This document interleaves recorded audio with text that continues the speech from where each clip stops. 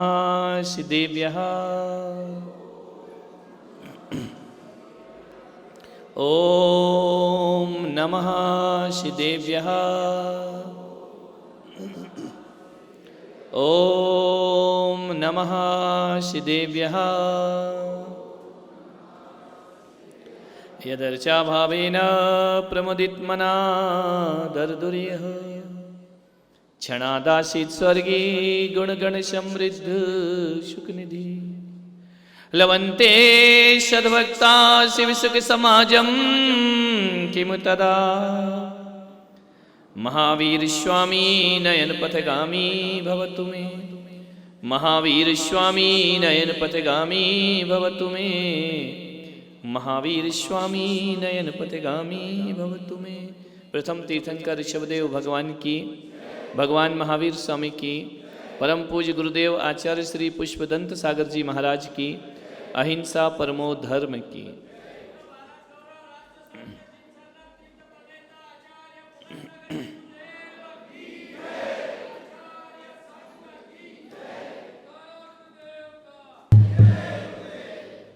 प्यारी प्यारी भव्य आत्माओं,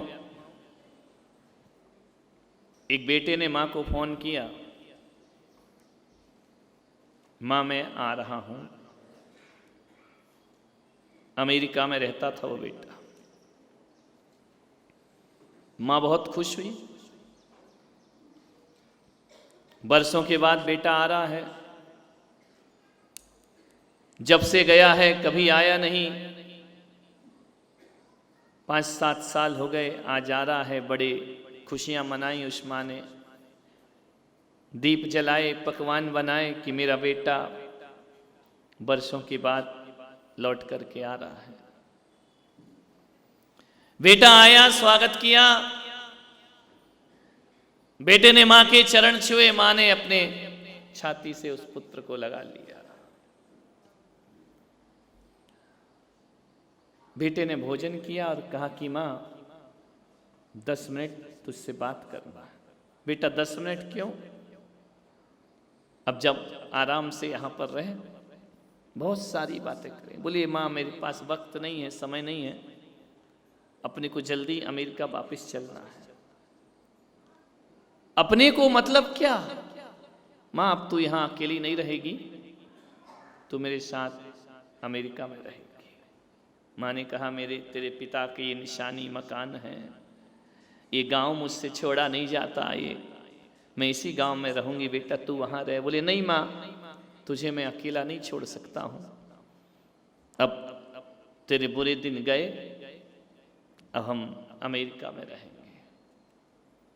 मां की आंखें भर आई कि चलो एक बेटे ने इतना तो एहसास रखा मेरे प्रति, दूर रहकर भी उसे मां का ख्याल रहा, मां का ध्यान रहा। उसने कहा बेटा मैं चलूंगी, लेकिन उसने कहा मां अब चलेगी तो वापस नहीं आएगी, ये वचन दे। मां ने कहा वापस? बोले अब वहीं रहना है, मैंने एक फ्लैट ले लिया है, आराम से वहां रहेंगे। मां ने कहा मैं ये गांव छोड़ के नहीं जा सकती हूं। बोले मां चलना पड़ेगा, तेरा बुढ़ापा है, कब तक यहां रहेगी, कैसे जीवन व्यतीत करेगी? मां को भीतर से गर्व भी हो रहा था, खुश भी हो रही थी, और गांव छोड़ने का दर्द भी हो रहा था। कभी कभी गांव का प्रेम भी छोड़ा नहीं जाता है। बेटे ने कहा कि मां देख वक्त नहीं है, मैं अमेरिका में रहता हूं, मेरे पास छुट्टियां नहीं है, मेरे पास समय नहीं है, कल की फ्लाइट से अपने को चलना है। ठीक है चलूंगी, लेकिन मां एक काम कर, जब अपने को यहां आना नहीं है तो इस मकान को बेच देते हैं। उसने कहा इतनी जल्दी कैसे बिकेगा? बोले किसी को कहेंगे भी कि इसे बेचना है तो वक्त तो लगे। उसने कहा मां इतना टाइम कहाँ है, अब अपने को तुझे चिंता किस बात की है, जितने में बिके इसको बेच देते हैं। बोले नहीं किसी को बोलना तो पड़ेगा, ये मकान क्यों बेच रहा है, तेरे पिता की निशानी है, मेरे खानदानी मकान है, बेटा इसे मत बेच। बोले माँ जरूरत है, बहुत महंगा मकान बनाया है मैंने, पैसा नहीं है मेरे पास। माँ ने कहा कि बेटे के पास पैसा नहीं है, और बेटा यहाँ वहाँ से कर्ज ले। बेटे से कहा ठीक है, इसको बेच देते हैं। सस्ते अस्ते में एक दिन में जो बिका उसने बेचा। माँ जा रही है, आंखों में आंसू है, कभी पलट के मकान को देखती है, कभी पलट के बेटे को देखती है, दरवाजे को देखती है, उस आंगन को देखती है जिसमें वह उसने अपनी पूरी जिंदगी गुजारी है। कभी उन पेड़ को देखती है जो अपने हाथों से लगाए गए थे। वो पेड़ जैसे शोक मग्न है कि तुम हमें छोड़कर मत जाओ, मकान कह रहा तुम हमें छोड़कर मत जाओ, लेकिन माँ का दिल है, एक तरफ बेटा है और एक तरफ मकान है। उसने कहा बेटा रहेगा तो 1000 मकान बन जाएंगे, मकान की कोई परवाह नहीं है। वह छोड़ करके जाती है, लेकिन पैर पीछे खींचते हैं, मन पीछे खींचता है, अतीत खींचता है, यादें खींचा करती हैं। लौट लौट कर वह पलट के देखती है, बेटे ने कार में बिठाया, पैसा इकट्ठा किया और माँ को लेकर के चला गया। एयरपोर्ट पर पहुंचा, जैसे ही अंदर गया, बेटे ने कहा माँ तू बैठ, मैं चेक करता हूँ सामान आमान क्या होता है एयरपोर्ट में, है ना, तो मैं उसके बाद तुझे आता हूँ। माँ सुबह से बैठी है, शाम हो गई, बेटा लौट कर नहीं आया। माँ पूछती है कि मेरा बेटा कहाँ है, कौन उस एयरपोर्ट में उसे बताएगा तेरा बेटा कहाँ है। उसने पूछा कि अमेरिका की फ़्लाइट, बोले वो तो बहुत पहले चली गई है, बेटा कहाँ है। शाम हो गई, बेटा लौट कर नहीं आया। उसने पता किया, सब कुछ पता चला कि बेटा दौलत लेकर दुनिया से भाग गया, माँ को अकेला एयरपोर्ट पर छोड़ करके चला गया। माँ इतनी निढाल हो गई कि बेटा गया, वह सोचती थी कोई परेशानी में, कोई मुसीबत में होगा, लेकिन जब पता चला, लोगों ने बताया कि वह तो अमेरिका चला गया है, अब माँ कहाँ जाए, घर जाए कि अमेरिका जाए। अमेरिका जाने का पैसा नहीं है, घर वापस लौटे तो कैसे, वो घर अब उसका घर नहीं, वो घर किसी और का घर हो चुका है। वह क्या करे। माँ पैदल एयरपोर्ट से 7-8 किलोमीटर आती है, रात में, ठंडी के दिन है, फिर अपने उसी मकान में आकर दरवाजे पर बैठ जाती है। मकान मालिक बदल गया था, उसने कहा ये मकान हमारा है, अब तुम यहाँ कैसे बैठी हो। बोले मेरा बेटा चला गया है, ना जाने क्यों चला गया, क्या इमरजेंसी आ गई, मुझे छोड़ करके चला गया। उसने पूछा भी नहीं, बताया भी नहीं, छोड़ गया। ठंडी में एक चादर ओढ़े बैठी है वह माँ, क्या करूं, ठंड बहुत है। मकान मालिक ने कहा कि माँ ऐसा कर, आ तू अंदर सो जा। बोले मकान मेरा था और आज मेरी मकान में कहा जा रहा है कि तू अंदर आकर के सो जा। जैसे तैसे उसने रात गुजारी, जैसे तैसे उसकी रात गुजरी। वक्त बीता, समय बीता, मान्यवर, सांझ ढल गई, रात घिर आई, लेकिन बेटा लौट कर नहीं आया। गरम गरम आँखों से आंसू की धार बह रही है। ध्यान रखना, विचार करना है।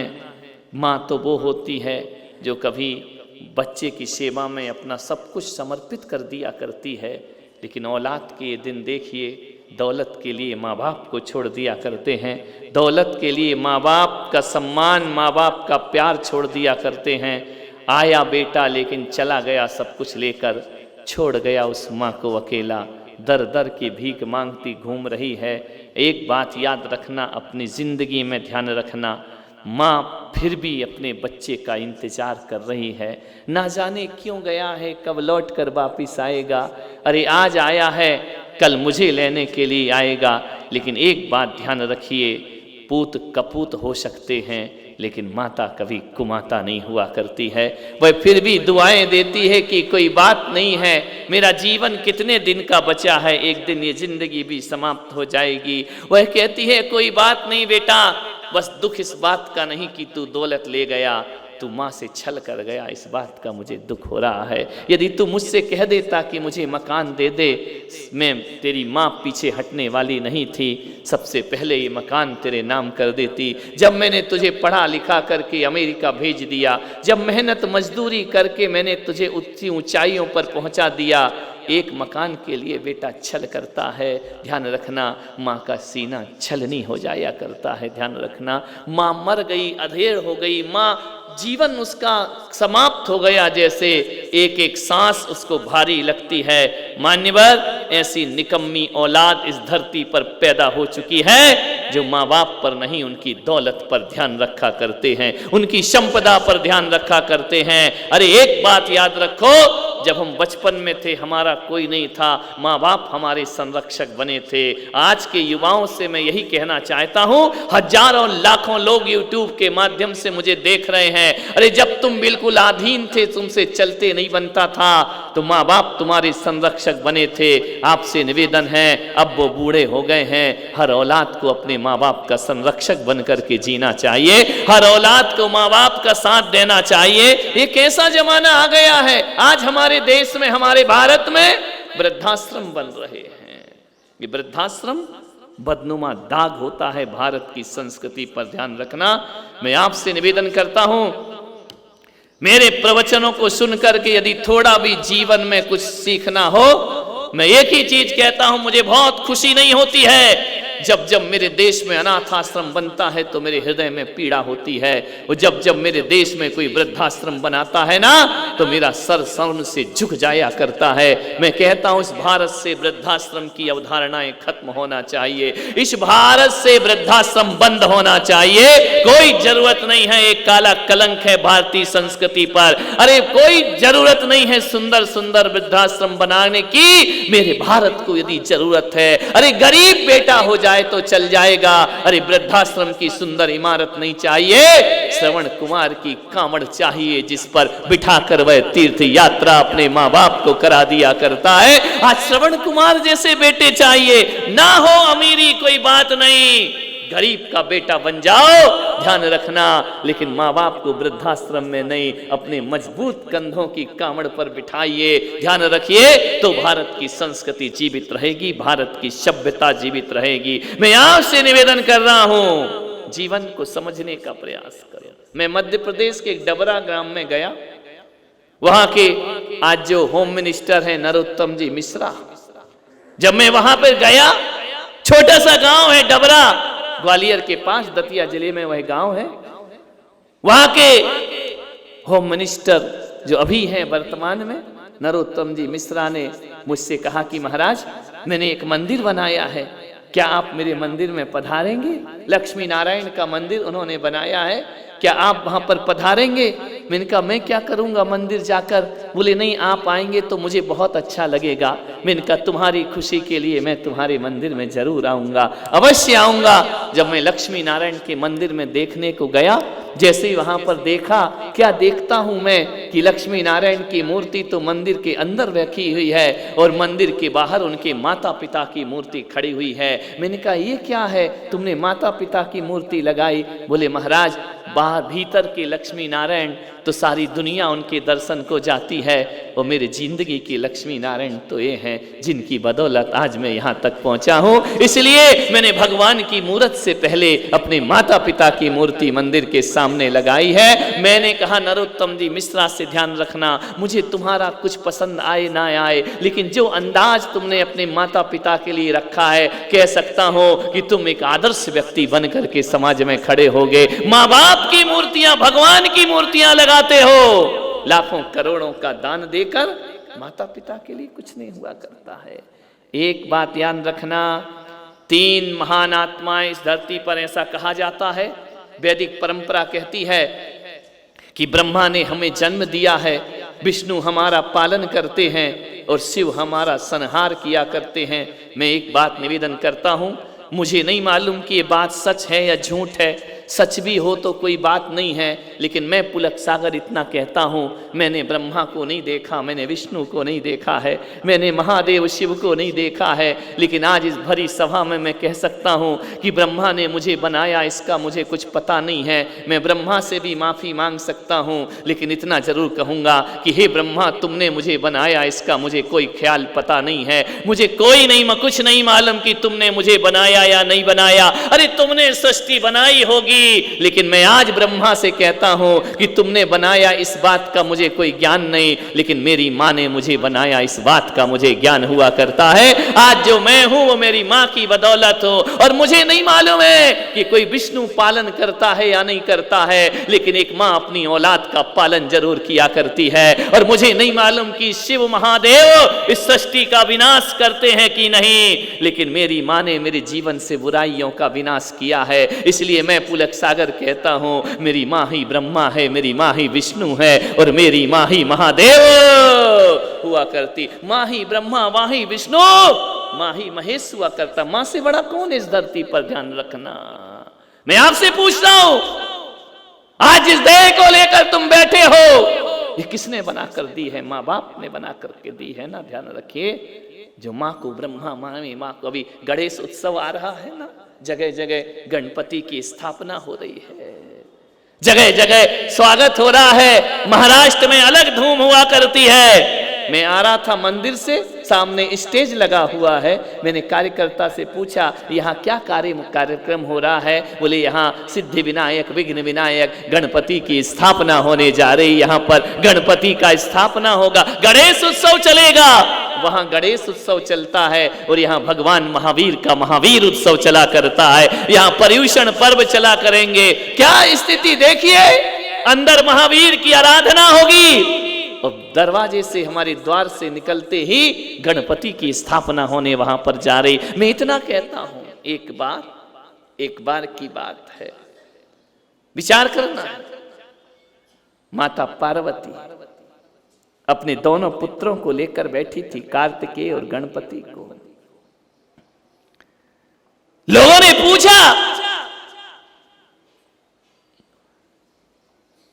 गणपति और कार्तिकेय में थोड़ा सा संवाद हुआ। एक बात ध्यान रखना, संवाद होना अलग बात है। बैठ जाएंगे, डोंट डिस्टर्ब। हमारे तहसीलदार साहब आए, श्रीधर जी विराजिए। इतने लोग मत उठो, हाँ विराजिए। पूछा, दोनों में संवाद चल रहा था। अज्ञानी में विवाद चलता है, ज्ञानियों में संवाद चला करता है। ध्यान रखना, जो मूर्ख होते हैं वो लड़ते हैं, जो ज्ञानी होते हैं वो चिंतन करते हैं।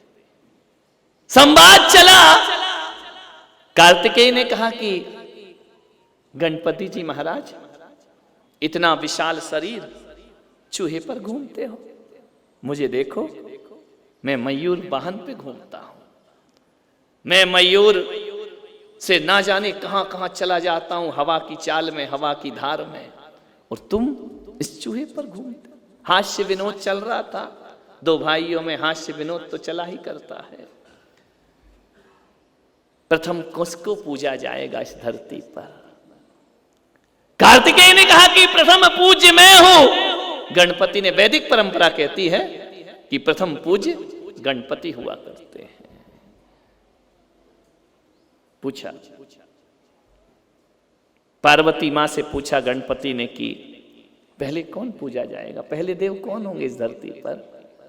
पार्वती ने कहा कि दोनों भाई विवाद संवाद मत करो, मैं तुम्हारे लिए कुछ अदालत पेश करती हूं। जाओ, इस ब्रह्मांड का जो सबसे पहले प्रदक्षिणा देकर आएगा तीनों लोक की, वो इस धरती पर सबसे पहले पूजा जाएगा। कार्तिकेय हंसे मुस्कुराए, बोले ये चूहे वाले बाबा, ये कहाँ घूमने जाएंगे? मैं तो मयूर के वाहन पर बैठ करके पूरे ब्रह्मांड की परिक्रमा करके आऊंगा। कार्तिकेय ने, पार्वती माँ ने कहा कि ऐसा नहीं है, जो पहले आएगा वो पहले पूजा जाएगा। कार्तिकेय ने बैठे वाहन में चले गए। कहते हैं कि पूरे ब्रह्मांड की परिक्रमा लगाने में 6 महीने लग गए उनको। बड़े आनंद के साथ लौट करके आ रहे हैं कि गणपति का चूहा तो अभी धीरे धीरे टुकुर टुकुर चल रहा होगा, मैं वाहन पर बैठ मयूर पे आसीन होकर के यहाँ पर सबसे पहले पहुँचूंगा। जैसे ही पहुँचे, हिमालय की गोद में जैसे ही पहुँचा करते हैं, कार्तिकेय ने देखा गणपति वहीं पर हैं। कार्तिकेय बहुत हंसे, बहुत उन्हें आनंद आया, गणपति का मजाक बनाया। उन्होंने कहा हमें मालूम था कि तुम्हारा ये भारी भरकम शरीर और चूहे से तुम नहीं जाओगे, देखो मैं परिक्रमा करके आया हूँ और अभी तक तुमने जाने की तैयारी भी नहीं कही है, मुझे मालूम है तुम यहां से जा नहीं सकते हो। पार्वती ने कहा कि नहीं गणेश, नहीं कार्तिकेय, पहले पूज्य तो गणपति हैं। बोले क्यों? गणेश से पूछा कि तुम इतने जल्दी कैसे आ गए?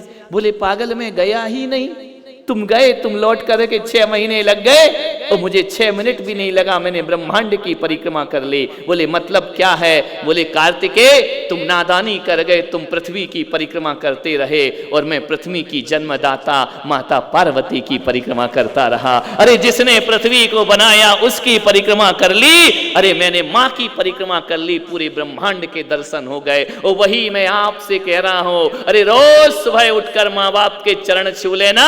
मैं पुलक सागर कहता हूं तुम्हें वैष्णव देवी और सम्मेद शिखर की वंदना का पुण्य अर्जित हो जाएगा। अपने माँ बाप की परिक्रमा, माँ से बड़ी पृथ्वी कोई है इस धरती पर, माँ से बड़ा कोई ब्रह्मांड है इस धरती पर। इसलिए कहा गया कि कार्तिकेय तुम गति के देवता हो सकते हो, लेकिन बुद्धि का कोई देवता इस धरती पर है तो वह गणपति के नाम से सारी जगत में पूजा जाता है। ध्यान रखना, बुद्धि, बुद्धि प्रदाता, ध्यान रखिए। मान्यवर आपसे निवेदन है, जब भी कोई दान करो ना, जब भी कहीं 1 रुपया भी दान करो, अपना नाम बाद में लिखाना, अपनी माँ और पिता का नाम सबसे पहले लिखाना चाहिए। ध्यान रखना, उनके नाम से सब कुछ करना चाहिए। उन्होंने अपनी जिंदगी हमारे नाम की है तो हमारा भी फर्ज बनता हम भी उनके नाम के लिए कुछ अपने जीवन में करके जाएं। ध्यान रखिए, माँ वो होती है जो तकदीर बनाती है। जिसने हमारी तकदीर बनाई तुम उसकी तस्वीर नहीं बना पाते हो। ध्यान रखिए। मान्य एक मूर्तिकार से मैंने पूछा कि मूर्तिकार एक मूर्ति बनाओ माँ की। उसने बहुत प्रयास किया, मूर्ति नहीं बनी माँ की। मैंने कहा कि तुमने मूर्ति क्यों नहीं बना पा रहे हो? तुम भगवान की मूर्ति बना देते हो, हर किसी की मूर्ति बना देते हो, तुमसे माँ की मूर्ति क्यों नहीं बन रही? उसने कहा जिसने मुझे बनाया है मैं उसकी मूर्ति कैसे बना सकता हूँ, इतनी ताकत मेरे पास नहीं है। एक कवि से मैंने कहा कि माँ पर कोई उपमा दे दीजिए। बोले माँ की कोई उपमा नहीं होती है, इसलिए माँ पर कोई उपमा नहीं हुआ करती है। माँ को मैं कोई उपमा नहीं दे सकता हूँ, माँ के लिए क्या कविता लिखूं? अरे जिसने मुझे बोलना सिखाया है, जिसने मुझे लिखना सिखाया है, उस पर लिखना एक बहुत छोटी सी अदनी सी बात हो जाया करती है। एक संगीतकार से कहा कि माँ पर कोई तान छेड़ो। उसने कहा माँ पर तान क्या छेड़ूं? जिसने तान देकर मुझे अपनी गोदी में बिठाया है, जिसने बचपन से लोरियों का संगीत सुनाया है, उस माँ पर मैं कोई तान संगीत नहीं छेड़ सकता हूँ। और एक चित्रकार से कहा कि माँ का चित्र बनाओ। बोले जिसने मेरा चरित्र बनाया है उसका चित्र बनाने की औकात मेरे भीतर नहीं हुआ करती है। विचार करिए जो हमें दुनिया में लाए। ध्यान रखना, एक दुनिया में माँ ऐसी होती है, वो बच्चे को दुनिया में लाती है, लेकिन जब जाने लगती है तो कहती है बेटा मैं तुझे दुनिया में खुशी खुशी लाई थी, तू मुझे दुनिया से खुशी खुशी विदा कर देना। एक माँ का यही दायित्व होता है, एक माँ यही सोचती है, इतना ही अपने जीवन में रखती है। ध्यान रखना। मान्यवर आपसे निवेदन है, बड़ी विनम्रता के साथ, जिस घर में माँ बाप औलाद से पैसा मांगते हैं ना, उस घर की रिद्धि सिद्धि समाप्त हो जाया करती है। जब तक जियो माँ से माँ तुमसे पैसा ना मांगे, अपनी जीवन की कमाई माँ के चरणों में लाके रख देना। मैं कहता हूँ इससे बड़ी बरकत दुनिया में कोई दूसरी नहीं हुआ करती है। कहीं और जाने की जरूरत नहीं है, माँ के चरणों में कमा करके दौलत रखो। माँ का आशीर्वाद मिल गया तो सब कुछ मिल गया। मुझे मालूम है माँ कौन होती है, जो तुमसे पैसा ले लेके जोड़ती है, पति से पैसा ले लेके जोड़ती है ना। एक पत्नी पैसा जोड़ेगी तो अपने ऊपर खर्च करेगी, एक बेटा पैसा जोड़ेगा तो अपने ऊपर खर्च करेगा, लेकिन माँ जब पैसा जोड़ती है ना तो बुरे वक्त पे किसी को नहीं, अपनी औलाद को निकाल करके अपना पैसा दिया करती है। ध्यान रखना, माँ ही होती है दुनिया में जो अपनी औलाद के वह पैसा जोड़ती है, इकट्ठा करती है, खुद के लिए नहीं किया करती है, औलाद के बुरे दिन के लिए वह दौलत इकट्ठा किया करती है। ऐसी धरती पर माँ हुआ करती है। माँ, ध्यान रखना, दुनिया में हर चीज चुनने से मिलते हैं। दोस्त का चुनाव कर सकते हो, हमें किससे दोस्ती करना किससे नहीं करना है, ध्यान रखना। धर्म का चुनाव कर सकते हो, तुम गुरु का चुनाव कर सकते हो, तुम भगवान का चुनाव कर सकते हो, हमको किस भगवान को पूजना और किसको नहीं पूजना है। और तो और तुम पत्नी का भी चुनाव कर सकते हो कि मुझे किससे शादी करना और नहीं करना है। दुनिया में एक माँ बाप ऐसे हैं जो चुनने से नहीं मिला करते हैं। कह सकते हो कि मैं इस माँ से पैदा होना चाहता हूँ। दुनिया में किसी की ताकत इतनी नहीं है जो माँ बाप का चुनाव कर सके। एक बात याद रखना औरंगाबाद वालों, माता पिता चुनने से नहीं, माता पिता पुण्य से मिला करते हैं, किस्मत से मिला करते हैं। ये पुण्य से मिलते, इसमें कैसे चुनोगे कि ये मेरी माँ बने, कैसे चुनोगे मेरे पिता बने? ये पुण्य से मिलते हैं, किस्मत से मिला करते हैं। मान्यवर, मैं आपसे एक ही निवेदन करता हूं, जो पुण्य से, हमें कोई चुनाव माँ बाप का नहीं हो सकता इस धरती पर, किस्मत वालों को माँ बाप मिला करते हैं। अरे अभागे हैं वो लोग जिनके माँ बाप नहीं हुआ करते हैं। ध्यान रखना, किस्मत वाले वो होते हैं जिनके ऊपर माँ बाप का साया हुआ करता है। ध्यान रखिए, माँ की महिमा बहुत अलग है। ध्यान रखिए, चुपड़ी ना मिले तो रूखी बांध देती है, चुपड़ी ना मिले तो रूखी बांध देती है, ताजा ना मिले तो सूखी बांध देती है। माँ अब भी मुझे बच्चा समझती है, जब भी घर से जाता हूं अठन्नी बांध देती है। ध्यान रखना, माँ अभी भी बच्चे को बच्चे से, कौन छोड़ सकता है माँ बाप को दुनिया में? कोई नहीं। हम बैरागी लोग भी नहीं छोड़ सकते। ये मत बोलो कि आप महाराज हैं, माँ की महिमा क्यों गा रहे हैं। ध्यान रखना, कौन छोड़ सकता है? तीर्थंकर ने सब छोड़ दिया, तन के कपड़े छोड़ दिए, वस्त्र छोड़ दिए, निर्वस्त्र हो गए, हर रिश्ते छोड़ दिए तीर्थंकर ने, पत्नी छोड़ दी, बच्चे छोड़ दिए, राजपाट छोड़ दिया, वैभव छोड़ दिया, महल छोड़ दिया, लेकिन कोई भी तीर्थंकर अपने माँ बाप को नहीं छोड़ पाए। ध्यान रखना, कभी ध्यान रखना, किसी तीर्थंकर ने माँ बाप को नहीं छोड़ा है, और जो तीर्थंकर माँ बाप को छोड़ देगा उसका अस्तित्व खतरे में पड़ जाएगा। ध्यान रखना, उसकी पहचान, उसकी प्रामाणिकता नष्ट हो जाएगी।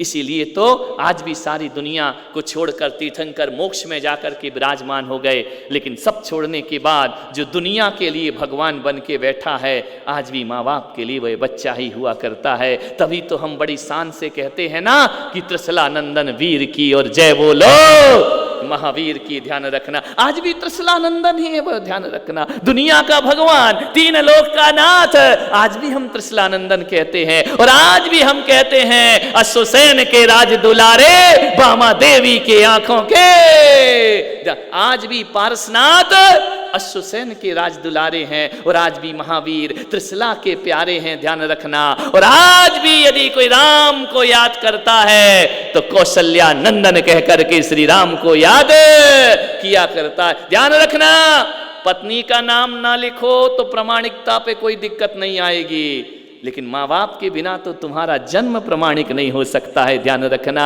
यदि माँ बाप का नाम ना हो तो तुम नाजायज औलाद कहलाओगे। ध्यान रखिए, समाज में जायज का हक यदि कोई दिलाते हैं तो हमारे माता पिता हमें जायज का हक दिलाता करते हैं। किसी की पत्नी छोड़कर चली जाए तो इज्जत खराब नहीं होती है। ध्यान रखना, और कोई तुमसे पूछ ले तुम्हारे बाप का नाम क्या है और तुमको नहीं पता है ना, तो समाज की अग्रिम पंक्ति में बैठने का अधिकार खो दिया करता है वो आदमी। माँ बाप से सम्मान मिला करता है। आप सोचते हुए डॉक्टर बन गया, इंजीनियर बन गया, वकील बन गया, कुछ नहीं बने हो। ध्यान रखना, ये सारी डिग्रियां दो कौड़ी की हो जाएंगी यदि तुम्हें अपने बाप का नाम पता नहीं होगा तो। ध्यान रखना, ये सारी डिग्रियां मां के बिना बेकार हो जाएंगी। आज जो इज्जत से घूम रहे हो ना समाज में, तुम्हारी ये इज्जत केवल तुम्हारी इज्जत नहीं है, माँ बाप ने जिंदगी भर आचरण को पाला है। यदि माँ चरित्रहीन होती ना तो आज तुम्हें इज्जत नहीं मिलती इस समाज में। आज जो सम्मान से जी रहे हो तो माता पिता ने जीवन भर इज्जत को बचाया है, अपने आदर्शों पे जिए हैं, तब जाकर तुम्हें जायज औलाद का हक प्राप्त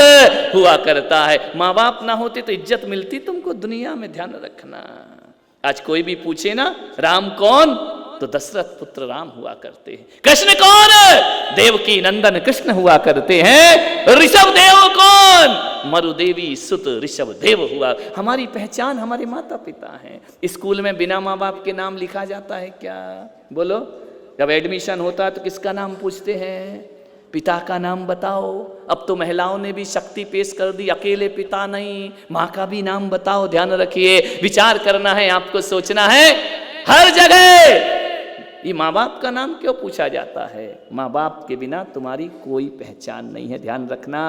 सफ़र करना हो तो कागज का आधार कार्ड लगता है, और जिंदगी सम्मान से जीना हो तो माँ बाप ही आधार हुआ करते हैं, ध्यान रखना। बिना माँ बाप के आधार हमारा खोखला हो जाया करता है। माँ बाप ही तो हमारी पहचान है। कोई मेरी यदि जीवन गाथा लिखे ना, तो मेरे बारे में लिखने से पहले आदमी मेरे माँ बाप का नाम लिखेगा, ध्यान रखना। महावीर का चरित्र कहीं से शुरू होगा, राम का चरित्र शुरू होगा, माता पिता से चरित्र शुरू हुआ करता है, ध्यान रखना। बिना माँ बाप के जिंदगी में कुछ भी बचता नहीं है, ध्यान रखिए। मान्य ऐसा क्यों होता है कि जब जब पत्नी और तुम्हारी माँ में झगड़ा होता है ना, झगड़े तो होते ही हैं घर में, पत्नी भी लड़ती है और तुम्हारी माँ से भी झगड़ा होता है। मैं एक युवाओं से एक प्रश्न करना चाहता हूँ कि उनके झगड़े का फैसला जब भी होता है तो पत्नी के पक्ष में क्यों होता है, माँ के पक्ष में फैसला क्यों नहीं होता है? ध्यान रखिए, जब जब फैसला होता है ना, तो घर से माँ को क्यों निकाला जाता है, पत्नी को क्यों नहीं निकाला जाता है? ध्यान रखिए। आपसे निवेदन है कि जब जब लड़ाई हुई है, फैसला पत्नी के पक्ष में जाता है, ध्यान रखना। माँ के पक्ष में क्यों नहीं जाता है? आप ये क्यों कहते हो कि मम्मी आई एम सेपरेट, तुम अलग हम अलग? जब भी झगड़ा हो तो पत्नी से क्यों नहीं कहते हो कि तू मेरी माँ से लड़ती है, आई एम सेपरेट, तुम अलग और मैं अलग? यदि दूर रहकर मैं माँ की व्यवस्था कर सकता हूँ तो दूर रहकर पत्नी की व्यवस्था भी कर सकता हूँ। लेकिन जब भी फैसले होते हैं ना, सजा माँ को मिला करती है, ध्यान रखना।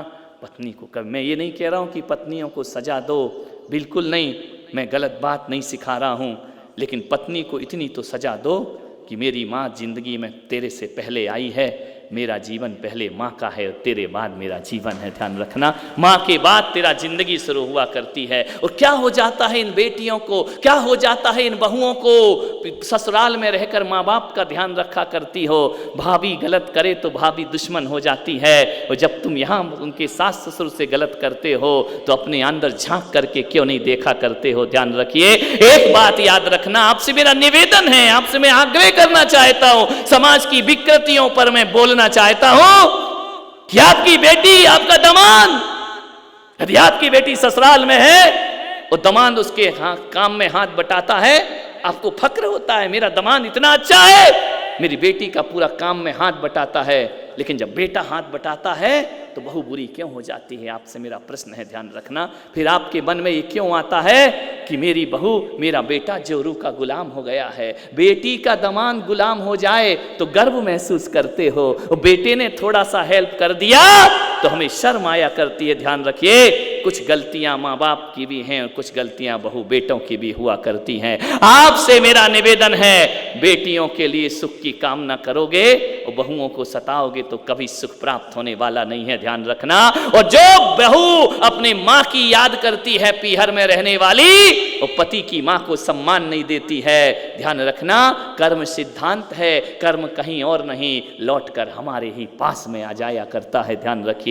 आपसे निवेदन है, मैंने एक दिन और कहा था कि एक बेटी ने कहा कि माँ बाप को यदि रखने का बेटियों को अधिकार मिले तो इस देश में एक भी वृद्धाश्रम नहीं होगा। मालूम है बेटे ने क्या कहा? हर बेटी अपने ससुर को माँ बाप समझने लगे, देख में एक भी वृद्धाश्रम नहीं होगा, ध्यान रखना। माता पिता समझ के उन्हें रखने लगे, एक भी वृद्धाश्रम नहीं होगा इस धरती पर। मैं वृद्धाश्रम की अवधारणा के खिलाफ जा रहा हूं। हाँ, होना चाहिए।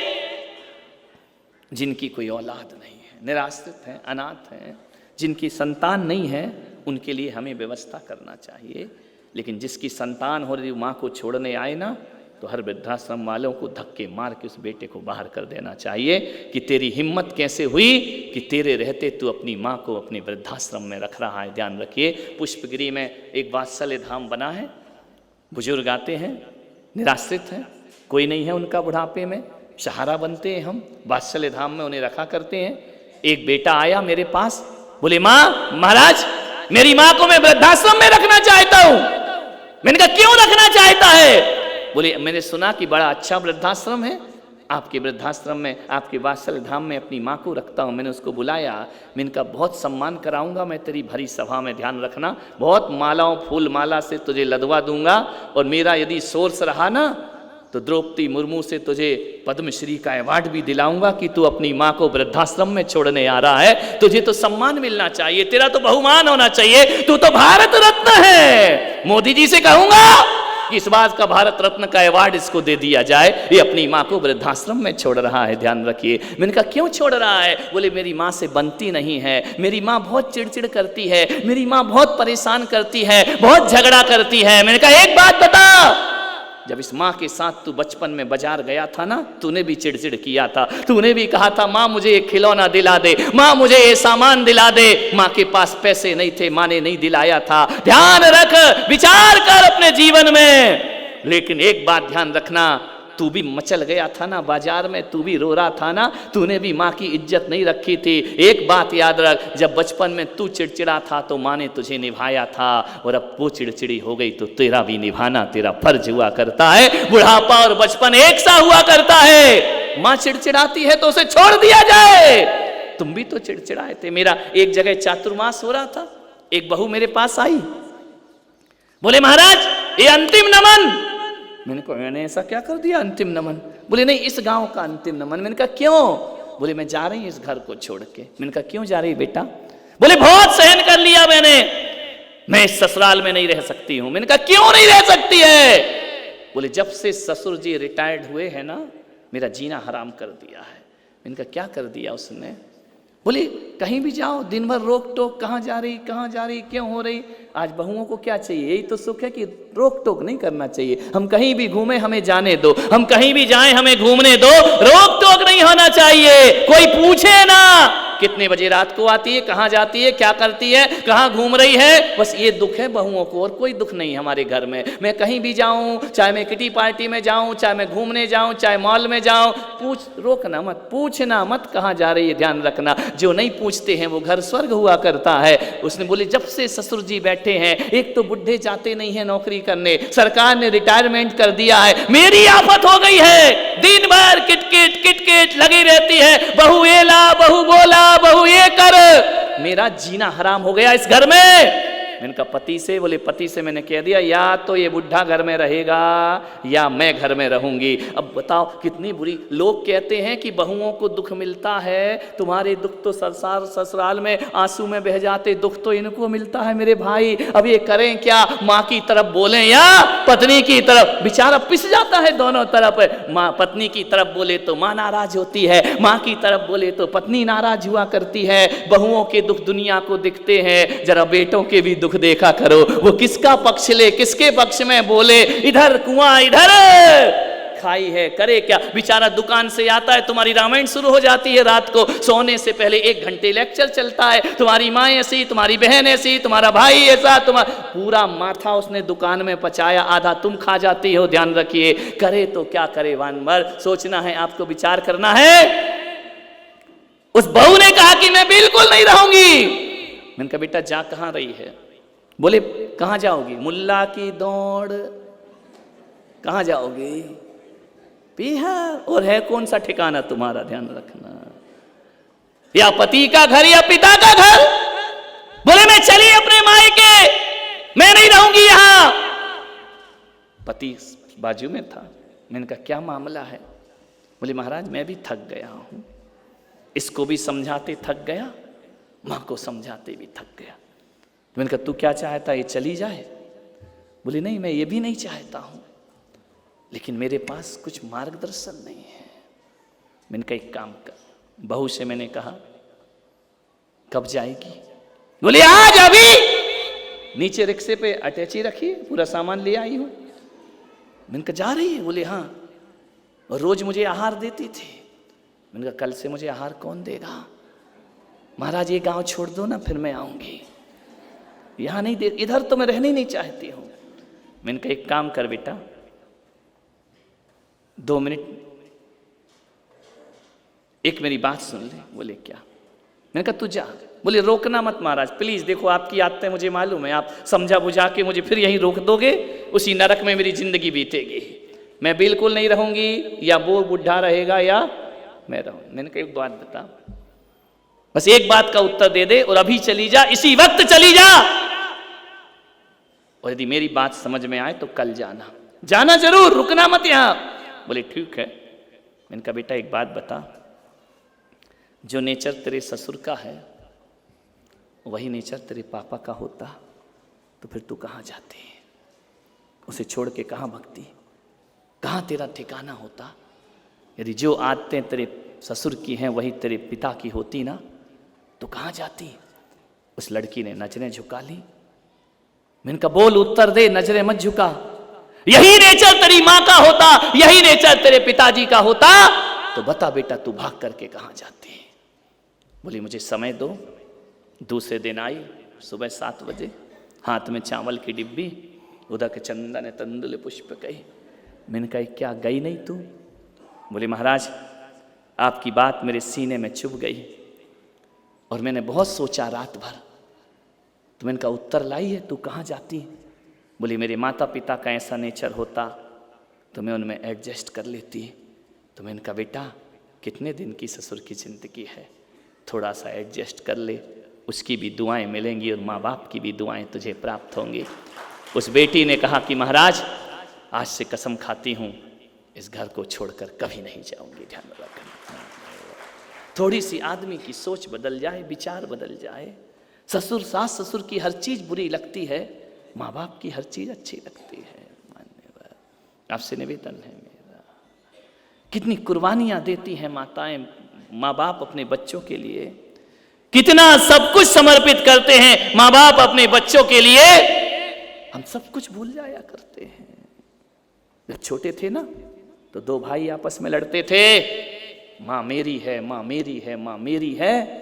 और जब शादी हो जाती है ना तो 2 भाई लड़ते हैं, माँ तेरी है, माँ तेरी है, माँ तेरी है। माँ बाप की दौलत मेरी है, माँ बाप तुम्हारे नहीं है। ध्यान रखना। मान्यवर आपसे एक ही चीज कहना चाहता हूं कि जितने दिन माँ बाप ने तुम्हें पाल पोस के बड़ा किया है ना, जितने साल उनने रखा है, बुढ़ापे में उतने साल तुम उनको रख लेना, तुम्हारा जीवन सार्थक और सफल हो जाएगा। ध्यान रखना। और जितने लाड़ प्यार से उनने रखा है उतने ही लाड़ से अपनी माँ को अपने घर में रख लेना, तुम्हारा जीवन सफल हो जाएगा। मान्यवर मैं एक ही चीज निवेदन कर रहा हूं आपसे, जिन्होंने हमारा भविष्य सुधारा है, जिन्होंने हमारा भविष्य बनाया है, हमारा फर्ज है कि हम उनका वर्तमान सुधारें। ध्यान रखना। माँ बाप ने हमारा भविष्य बनाया ना, हम डॉक्टर इंजीनियर बाद में बने हैं, माँ बाप ने इसे बनाने में पूरी मेहनत की है। और डॉक्टर बनने का सपना हमने बाद में देखा है, डॉक्टर बनाने का सपना हमारे माँ बाप ने हमसे पहले देखा है। ध्यान रखिए, आज तुम जो कुछ भी हो वो माँ बाप की बदौलत हो। ध्यान रखना। एक दिन कौशल्या ने श्री राम से पूछा, जब राम वनवास से लौट करके आ गए, महल में खड़े थे राम, सीता का परित्याग कर दिया था। राम से कौशल्या ने पूछा कि राम लोग कहते हैं कि तुम भगवान हो, भगवान का अवतार हो, तुम नारायण का अवतार हो, लोग कहते हैं कि तुम भगवान हो। मैं आज तेरी माँ तुझसे पूछती हूं कि राम सबसे झूठ बोलना, मुझसे झूठ मत बोलना, क्या तुम भगवान हो? राम ने माँ की तरफ देखा, कौशल्या देवी की तरफ देखा, उसने कहा माँ क्या पूछती है? बोले बेटा बताओ क्या तुम भगवान हो? इस माँ से कुछ मत छुपाओ, तुमने 14 वर्ष मेरा वियोग सहन किया है। आज ये कौशल्या पूछती है बता बेटा क्या तू सचमुच भगवान है? ये दुनिया तुझे भगवान कहती है, ऋषि मुनि कहते हैं कि राम भगवान है, आज माँ पूछती है बताओ राम क्या तुम भगवान हो?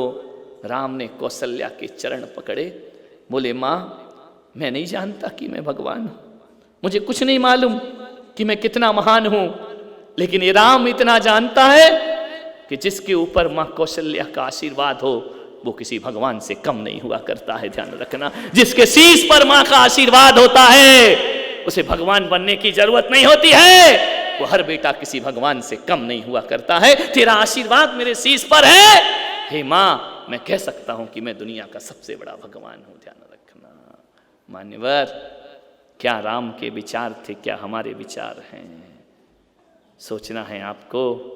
हरी दुनिया की स्त्री कितनी भी खूबसूरत हो, मैं पुलक सागर कहता हूं मेरी मां से सुंदर दुनिया में कोई स्त्री नहीं हो सकती है। ध्यान रखना, मेरी मां से खूबसूरत दुनिया में कोई नहीं हो सकता है। जब मैंने घर छोड़ा, मैंने सन्यास लिया, आज मेरी मां यहां नहीं है दुनिया में, 2 साल पहले थी।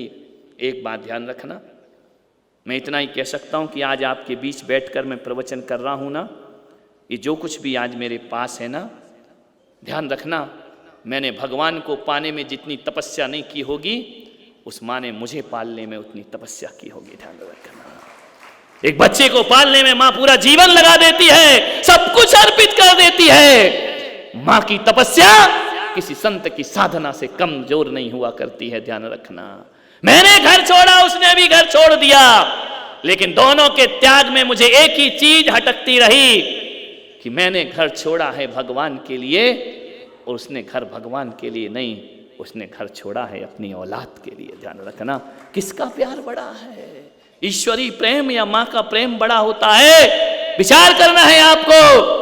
कोई पुत्र के लिए घर छोड़ती है और कोई भगवान के लिए घर छोड़ता है।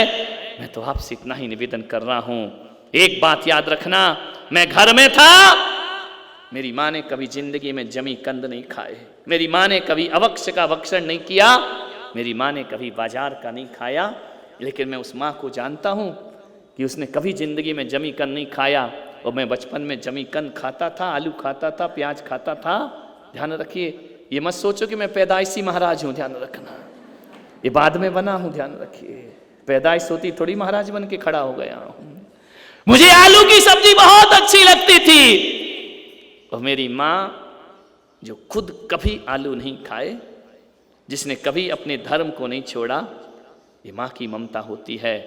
बेटे के लिए जो छिप छिप कर आलू भी बना करके दे दिया करती है। ध्यान रखना, ऐसा कौन करेगा इस धरती पर। मैंने एक दिन पूछा कि माँ तू आलू नहीं खाती है, सब्जी बनाती, तेरा मन नहीं होता है आलू खाने का, तेरी इच्छा नहीं होती आलू खाने की? उसने कहा नहीं बेटा। तो मैंने कहा तू बनाती क्यों है? बोले मैं अपनी इच्छा के लिए नहीं, तेरी इच्छा के लिए बनाती हूँ, और मैं जानती हूँ कि मुझे इसमें पाप लग रहा है, लेकिन मुझे मालूम है कि तू इसके बिना नहीं रह सकता है। मैंने कहा माँ जब तू मेरी इच्छा के लिए पाप कमा सकती है, तो मैं तेरी इच्छा के लिए जीवन भर आलू का त्याग कर सकता हूँ। ध्यान रखना मान्यवर, सोचना है आपको, विचार करना। उस दिन के बाद मैंने कभी अपनी जमी कंद ग्रस्त अवस्था में भी नहीं छुआ। जो मेरी इच्छा के लिए पाप कमा रही है, तो क्या मैं उसके लिए इच्छा के लिए ये सब नहीं छोड़ सकता हूँ? ध्यान रखना मान्यवर, विचार करना है आपको। यही निवेदन करूंगा, यही आग्रह है मेरा आपसे। हर लड़की चाहती, हर बहू चाहती है। मैं आपसे प्रश्न पूछ रहा हूं, इस सभा में कितने लोग हैं जो ये चाहते कि हमारे घर श्रवण कुमार जैसा बेटा होना चाहिए? हाथ उठा करके बताइए, कौन कौन चाहती हैं?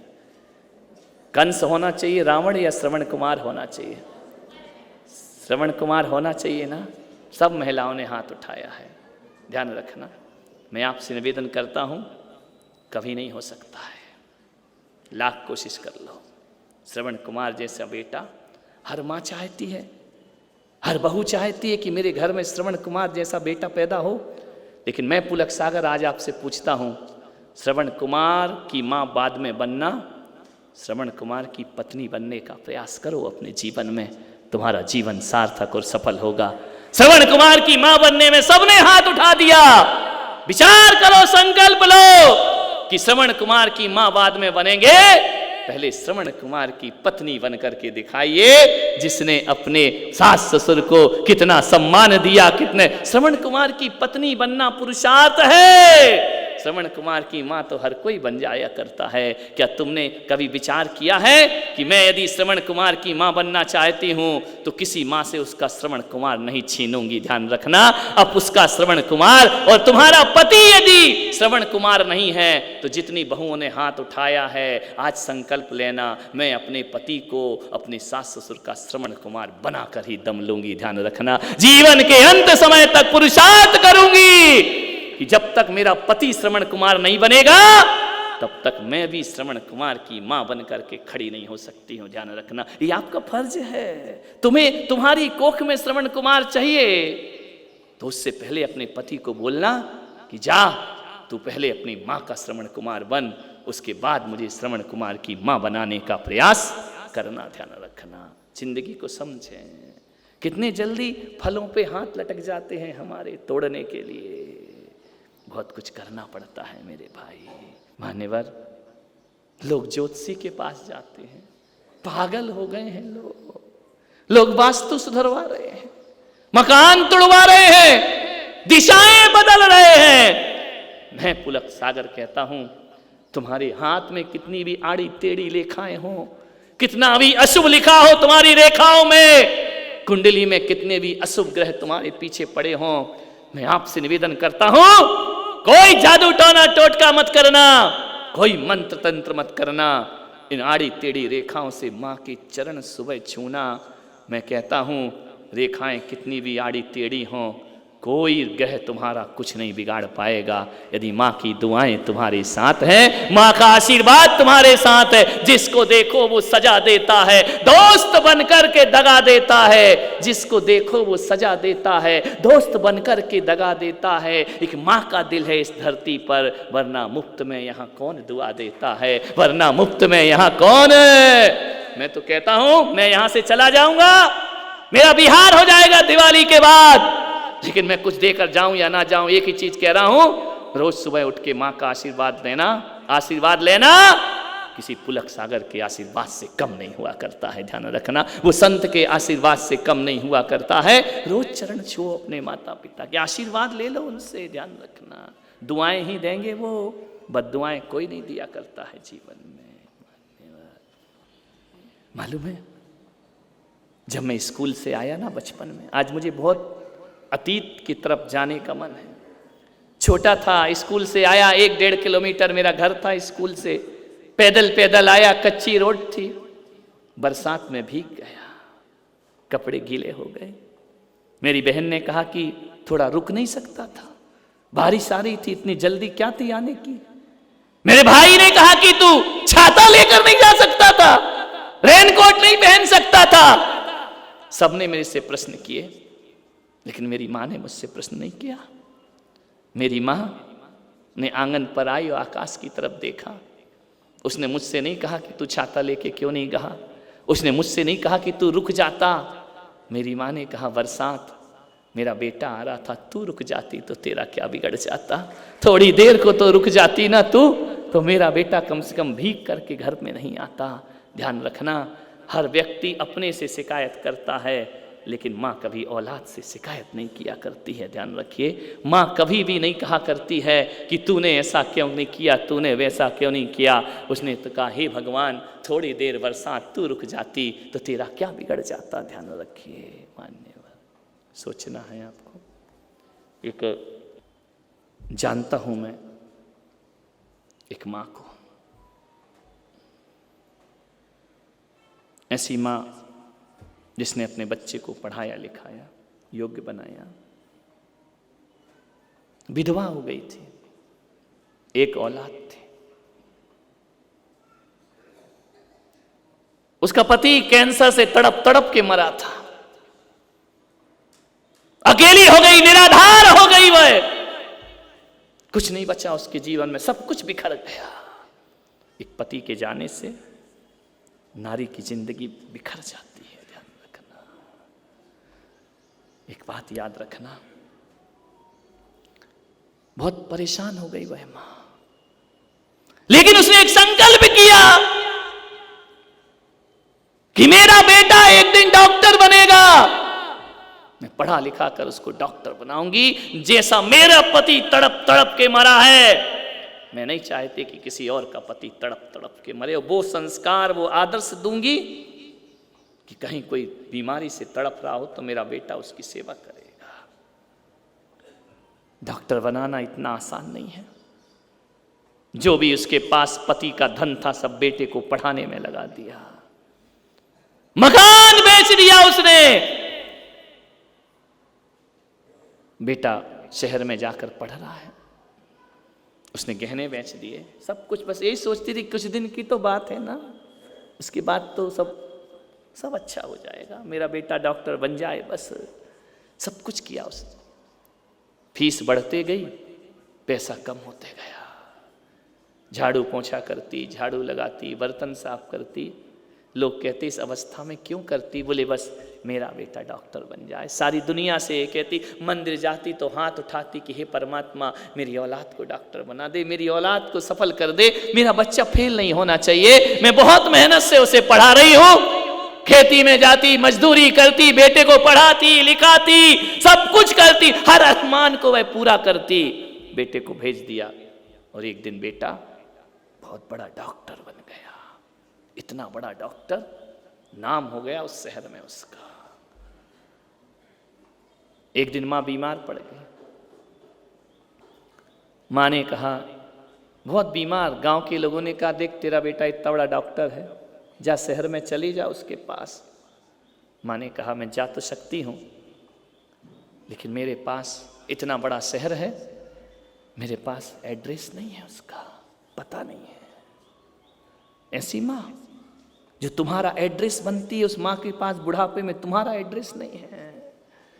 उस मां ने कहा मेरे पास पता नहीं है। गांव वालों ने कहा कि पागल है क्या, बहुत बड़ा डॉक्टर है, नाम ले देगी रिक्शे वाले से, तो उसके नर्सिंग होम में तुझे छोड़ करके आ। इतना बड़ा डॉक्टर? बोले हाँ। इतना बड़ा आदमी बन गया है? बोले हाँ। तो बोली मैं जाऊं तो, लेकिन मेरे पास जाने के लिए पैसे नहीं है। जिसने सब कुछ बेचकर तुम्हें डॉक्टर बनाया, वो डॉक्टर बन के बेटा उस माँ की सुध नहीं लिया करता है। उसके पास वक्त नहीं, उसके पास समय नहीं है। गया, गांव के लोगों ने कहा हम चंदा इकट्ठा करते हैं, तुझे ट्रेन में बिठा देंगे, तू चली जाना। चली गई अस्पताल, गांव से शहर। जैसे ही पहुंचती है, एक रिक्शे वाले से कहती है कि ए भाई, अमुक डॉक्टर का नर्सिंग होम कहाँ है, तुम जानते हो उसे? अरे रिक्शे वाले ने कहा अम्मा कौन नहीं जानता उसको, पूरा शहर जानता है, नंबर 1 डॉक्टर इस शहर का, बहुत बड़े उसका नर्सिंग होम है, बहुत बड़ा अस्पताल है उसका। इतना बड़ा? बोले हाँ। बोले देखो वो कोई और होगा, मेरा बेटा नहीं होगा। अरे बोले बेटा बेटा नहीं जानते, लेकिन जिसका तू नाम बता रही है ना, वो वही डॉक्टर है, चल हम तुझे छोड़ देते हैं। ले गए, बिठाया, आंखें फटी की फटी रह गई। बोले यही डॉक्टर का घर है? इतना बड़ा बंगला, इतना बड़ा बंगला, इतना बड़ा अस्पताल। डरी डरी सी जा रही है माँ, शायद यही है या कोई और है।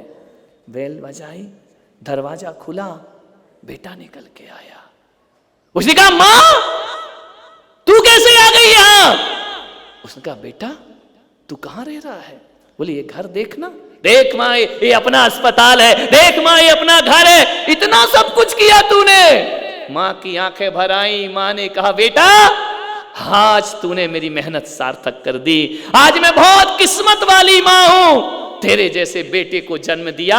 मैं समझ गई तूने मेरी मजबूरी का फायदा नहीं उठाया, मैंने मजदूरी करके तुझे पढ़ाया लिखाया। मेरे बच्चे आज तूने मेरे दूध की लाज रखी है, तेरे जैसे बेटे किस्मत वालों को प्राप्त हुआ करते। बेटे ने कहा माँ ज्यादा बात मत कर, अंदर चल, चल भोजन कर। जाए देसी भोजन ले गए अंदर। पानी पी माँ, तू इतनी दूर आ कैसे गई? अरे बोले आ गई बेटा, बहुत बीमार हूं मैं, मुझे खांसी चल रही है, मुझे बहुत सारी बीमारियां लगी हुई हैं। तो माँ तूने पहले क्यों नहीं बताया? मेरे पास तेरा फोन नंबर नहीं, मेरे पास तेरा मकान नंबर नहीं। चल माँ मैं तेरा इलाज करूंगा, ज्यादा अब चिंता करने की जरूरत नहीं है।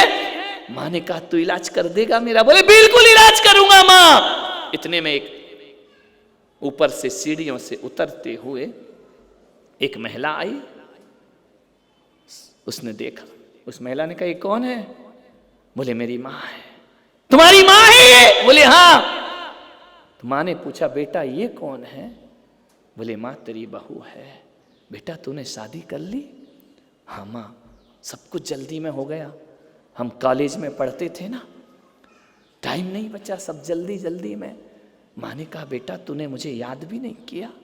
माँ छोड़ना, हो गया तो हो गया, हो गई शादी, बड़े विरोध थे, बड़ा विवाद था, शादी हो गई हमारी। माँ ने कहा कोई बात नहीं बेटा, मैं रहूं या ना रहूं तेरा घर बस गया, मैं दुआएं देती हूं तुझे, ध्यान रखना।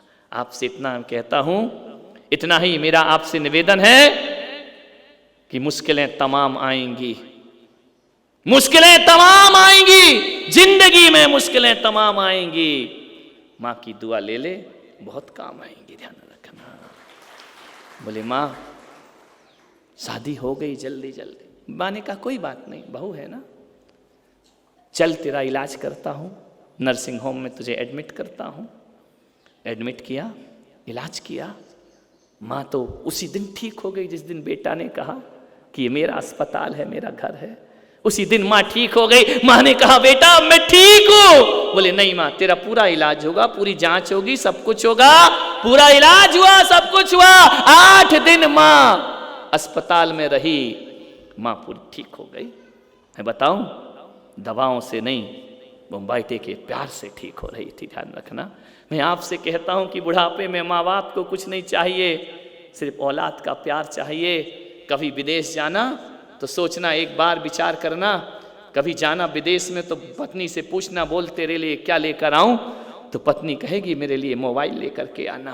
भाई से पूछना तेरे लिए क्या लेकर आऊं, वो कहेगा अच्छी घड़ी लेकर के आना।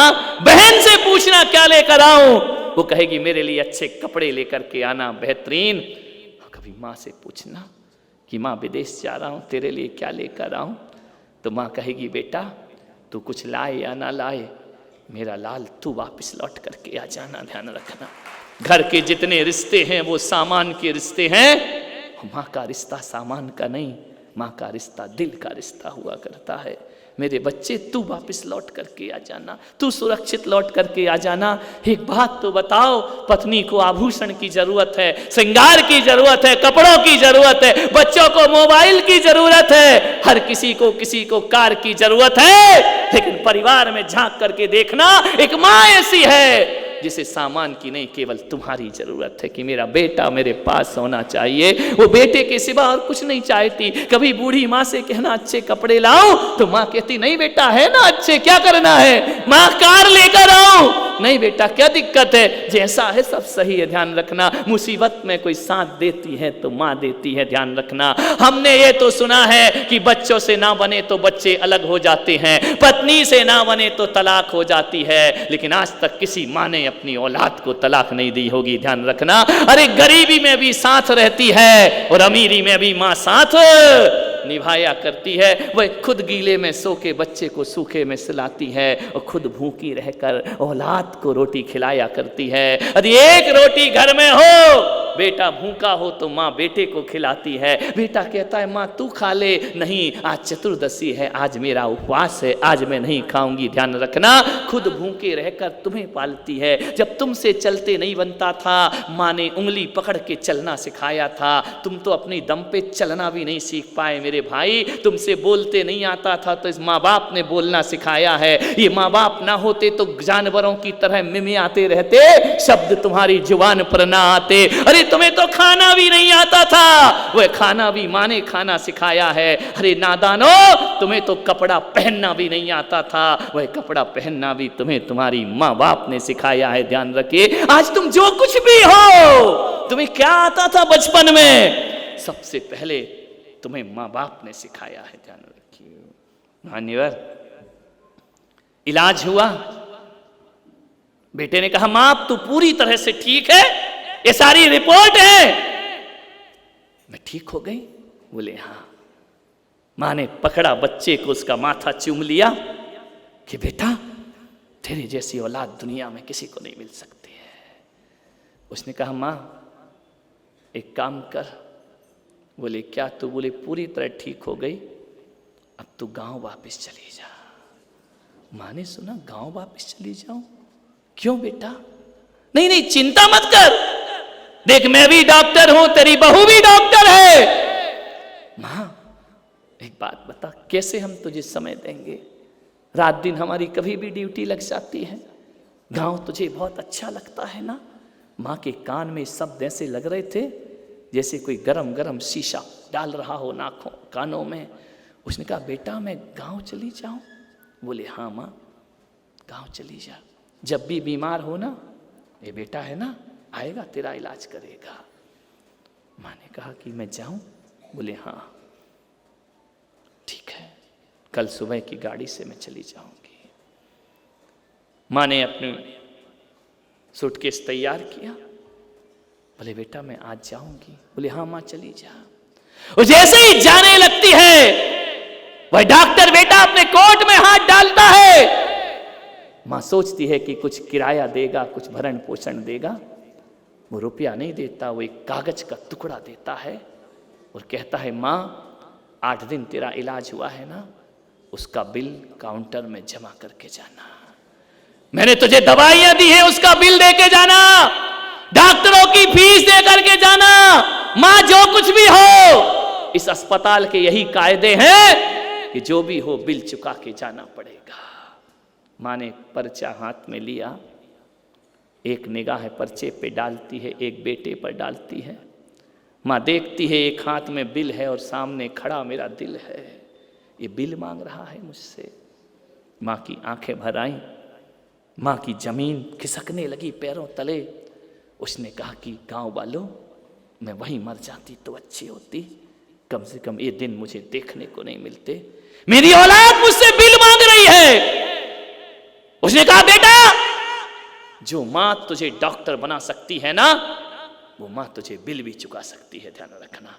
बस मुझे गांव जाने की मोहलत दे दे, तेरा पैसा मैं, ध्यान रखना, एक वचन देकर जाती हूँ, सांस बाद में छोड़ूंगी, तेरा पैसा पहले चुकाऊंगी, ध्यान रखना। मैं मरने से पहले तेरे एक एक पाई चुकाऊंगी, बस बेटा मुझे घर जाने की मोहलत दे दे, ध्यान रखना। मैं गरीबी में तुझे पढ़ा सकती हूँ, तो दवाइयों का बिल मेरे लिए कौन सी बड़ी बात है, ये बिल मैं जरूर चुकाऊंगी। उस बेटे ने निगाह नीची कर ली। मैं तेरा बिल जरूर दूंगी, लेकिन आज ये माँ तुझसे कहती है, गांव जाने से पहले ऐसी निकम्मी औलाद पैदा हो गई इस धरती पर जो माँ बाप से पैसा मांगा करते हैं, ध्यान रखना। बचपन में भी पैसा मांगा, जवानी में भी पैसा मांगा, बुढ़ापे में भी पैसा मांगा।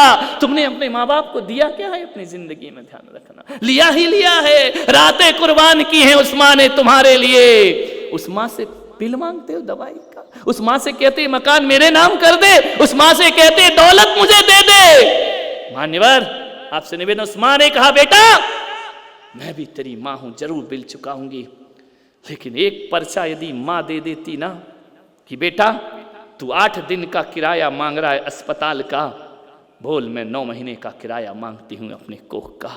है तेरी तिजोरी में इतना धन?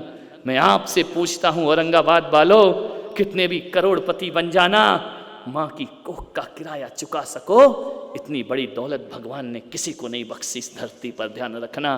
तुमने कह दिया कि दवाइयों का बिल दे, और माँ एक पर्चा पकड़ाती कि मैंने तुझे बचपन में अपनी आंचल का दूध पिलाया है, ए बच्चे मुझे मेरे दूध का बिल दे दे।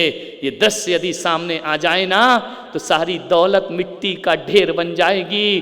बाजार में गाय का दूध मिलेगा, बकरी का मिलेगा, भैंस का मिलेगा, बाजार में माँ का दूध नहीं मिला करता है, ध्यान रखिए। उस दूध का किराया तुम्हारे पास है।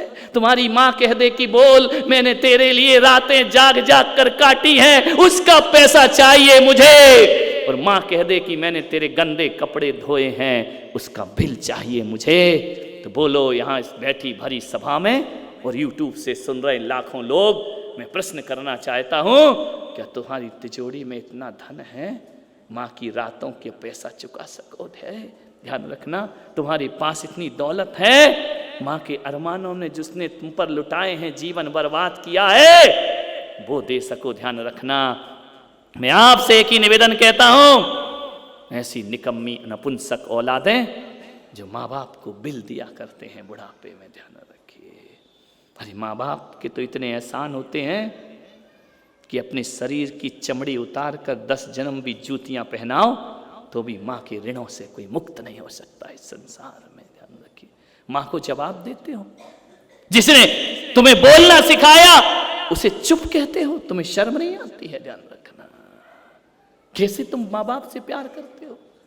एक बूढ़ा बाप यदि एक चीज को 2 बार पूछ ले तो बेटे को गुस्सा आता है। तुम्हें याद है वो दिन जब बचपन में एक चिड़िया आती थी तुम्हारे घर में, तुमने छोटे थे तो पूछा था पापा ये क्या है, पापा ने कहा बेटा चिड़िया है। थोड़ी देर बाद फिर आई चिड़िया, आपने कहा पापा ये क्या है, पापा ने कहा बेटा ये चिड़िया है। चिड़िया 10 बार आई, तुमने 10 बार पूछा, पापा ने कहा बेटा ये चिड़िया है। 10 बार पापा ने बोला, गुस्सा नहीं आया। लेकिन आज बुढ़ापे में बाप एक बात को 2 बार पूछ ले, बेटे को गुस्सा क्यों आ जाता है? बेटा क्यों कहता है? तुमको एक बार का समझ नहीं आता क्या? बार बार वही बात बोलना पड़ती है पापा, तुम्हें एक बार का समझ नहीं आता। यदि बचपन में बाप ने कह दिया होता तुझे एक बार का समझ नहीं आता, आज किस पर अकड़ते हो तुम?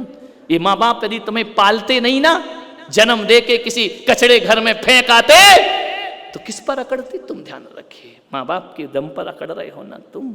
मान्यवर, मेरा आपसे निवेदन है, लाखों रुपए कमाना बहुत आसान है, एक बच्चे को पालना बहुत कठिन काम हुआ करता है। ध्यान रखना, करोड़पति बनना बहुत आसान है, लेकिन एक बात ध्यान रखना, अपने माँ बाप को इज्जत देना बहुत कठिन काम होता है।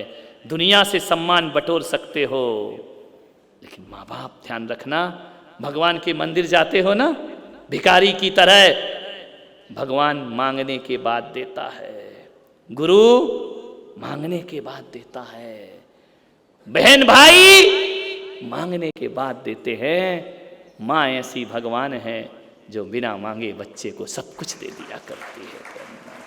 मांगने की जरूरत नहीं पड़ती है, माँ सब कुछ दे दिया करती है।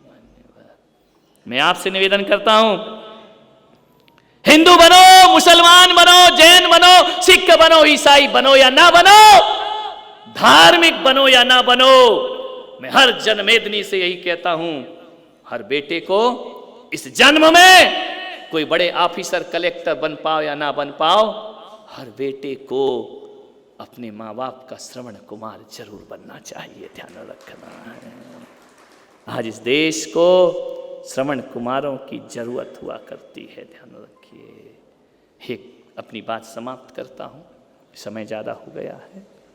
एक बेटे ने बहुत अच्छा ऑफिस खोला, पिता को बुलाया कि पिताजी आओ देखो मैंने कितना कमाया है, कितना बड़ा आदमी बन गया, मेरे ऑफिस का उद्घाटन करो।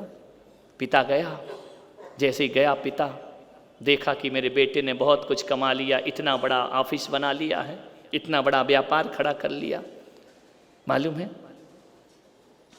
उस बेटे से उस पिता ने पूछा कि बेटा एक प्रश्न कर सकता हूं तुझसे? बेटे ने बोला करो।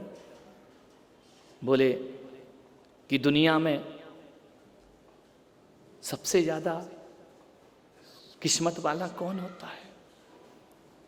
सबसे ज्यादा सौभाग्यशाली कौन होता है? उसने कहा पिताजी सबसे ज्यादा सौभाग्यशाली। बोले आज तूने इतना बड़ा ऑफिस बनाया है, तो एक बात बता बेटा, इसमें तूने किसकी दम पर बनाया? उसने कहा पिताजी मैंने अपनी दम पे बनाया, मैंने ही सब कुछ किया है, मैंने ही मेहनत की है, मैंने ही सब कुछ किया है, मैं ही सब कुछ हूं इस दुनिया में, मेरे से बड़ा दुनिया में कोई नहीं होता है। पिता ने कहा शायद कमा के अकड़ आ गई होगी। पिता को किसी और उत्तर की अपेक्षा थी, बेटे ने कोई और उत्तर दे दिया। बोले पिताजी जो भी है ना इस दुनिया में वो सब मेरी बदौलत है, सब मैंने किया है, सब मेरे से हुआ, ये व्यापार मेरा है, सब कुछ मेरा है। पिता ने कहा ठीक है बेटा, तू कुछ बदल नहीं गया? बोले नहीं पिताजी, मैं कहाँ बदला हूं, जो कुछ भी है ना वो सब मेरा है। पिता ने कहा ठीक है। पिता जाने लगा, बेटे ने कहा इधर आओ पिताजी, मैं समझ गया तुम अंदर क्या सोच रहे हो। तुम यही सोच रहे ना कि मुझे अकड़ आ गई, लेकिन मैं कहता हूं पिताजी, मेरे से बड़ा मेहनती, मेरे से बड़ा सक्सेस आदमी और मेरे से बड़ा किस्मत वाला इस दुनिया में कोई नहीं हो सकता है, मैं ही सब कुछ हूं। बोले क्यों बेटा, ऐसी भाषा क्यों बोल रहा है? बोले आज जो इतना बड़ा सौभाग्यशाली हुआ हूं ना, इसलिए हुआ हूं कि मेरे पास तुम्हारे जैसे पापा हैं। ध्यान रखिए, तुम्हारे जैसे पिता हैं, इसलिए आज मैं इतना बड़ा हुआ हूं। और जो मैंने कहा ना कि मैं सबसे बड़ा सौभाग्यशाली हूं, सौभाग्यशाली इसलिए हूं पापा कि तुम्हारा आशीर्वाद मेरे सिर पर है। ध्यान रखना, एक घड़ा कितना भी बड़ा हो जाए पापा, उसने घड़े के पास ले गया, इस घड़े का पानी देखो पापा, ये मिट्टी का घड़ा कितना बड़ा है। बेटा तू इतना बड़ा हो गया? बोले मैं घड़े के बराबर बड़ा हो गया हूं, लेकिन एक बात याद रखना पापा, घड़ा कितना भी बड़ा हो जाए, उसके मुंह पे जो ढक्कन होता है ना बहुत छोटा होता है। लेकिन पापा ये बड़े घड़े की कीमत घड़े से नहीं होती है, ये ढक्कन इसके ऊपर नहीं होता ना तो आज ये पानी घड़े का पानी पीने लायक ना बचता। आप, मैं घड़ा हूं, आप मेरे सिर पर रखा हुआ ढक्कन है, और आपने मेरे ऊपर बैठ करके जैसे इस घड़े के पानी में कचरा ना गिर जाए ये ढक्कन का काम हुआ करता है, और बेटे की जिंदगी बर्बाद ना हो जाए ये बाप का काम हुआ करता है। ध्यान रखना, आप भले ढक्कन की तरह छोटे हैं, लेकिन मेरी कीमत मेरी चौड़ाई से नहीं, आपकी ऊंचाई से मेरी कीमत हुआ करती है। आप मेरे सिर पर आकर बैठे हैं पापा, मेरे से बड़ा सौभाग्यशाली इस धरती पर मैं कह सकता हूं कि इतने सौभाग्यशाली तो आप भी नहीं होंगे जितना मैं हूं कि मुझे तुम्हारे जैसे पिता प्राप्त हुए हैं। मान्यवर, मैं आपसे निवेदन करता हूं 4 घंटे 6 घंटे पत्नी को दो, बच्चों को दो, लेकिन एक निवेदन आपसे है, घर जब लौट करके आओ ना, आधा घंटे अपने माँ बाप को दिया करो, आधा घंटे, बस केवल आधा घंटे दिया करो कि माँ तू कैसी है, सारे दिन इंतजार करती है वो तुम्हारा। 2 शब्द नहीं बोल सकते हो, मत लाना नए कपड़े, मत लाना आभूषण।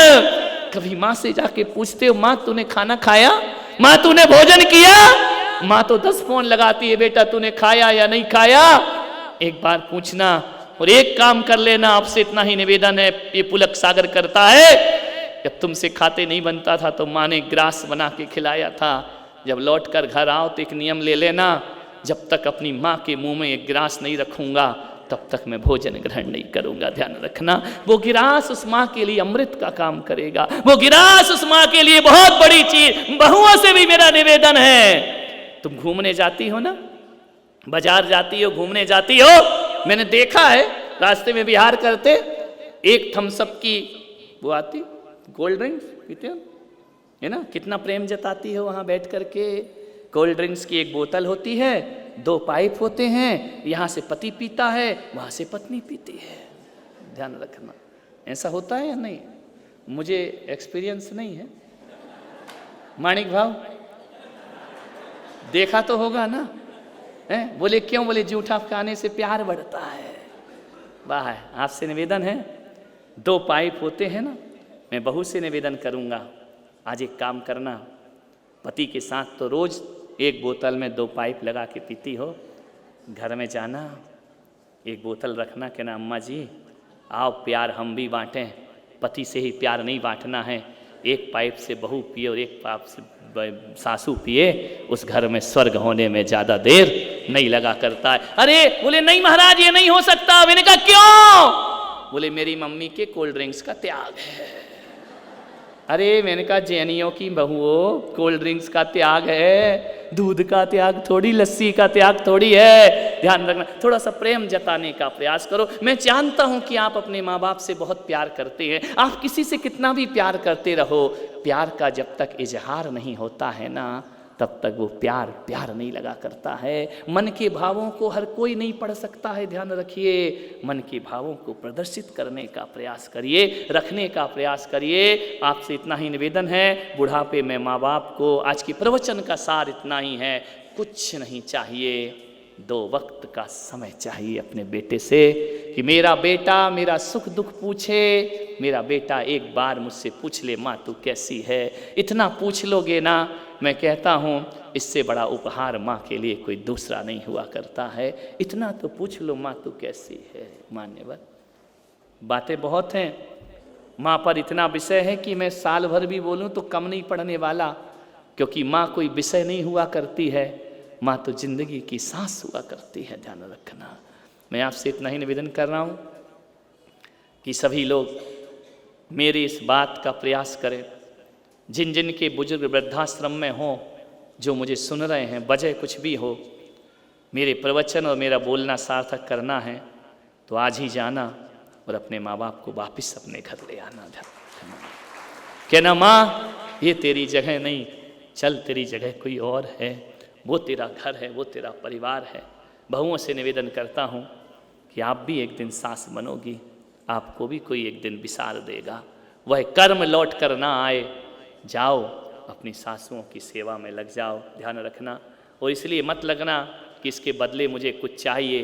अरे दौलत मिले या ना मिले, प्यार मिल गया ना, तो प्यार दोगे तो प्यार अपने आप लौट करके तुम्हारे जीवन में आएगा। ध्यान रखिए, यह जीवन की सार्थकता है। आज हमारे बीच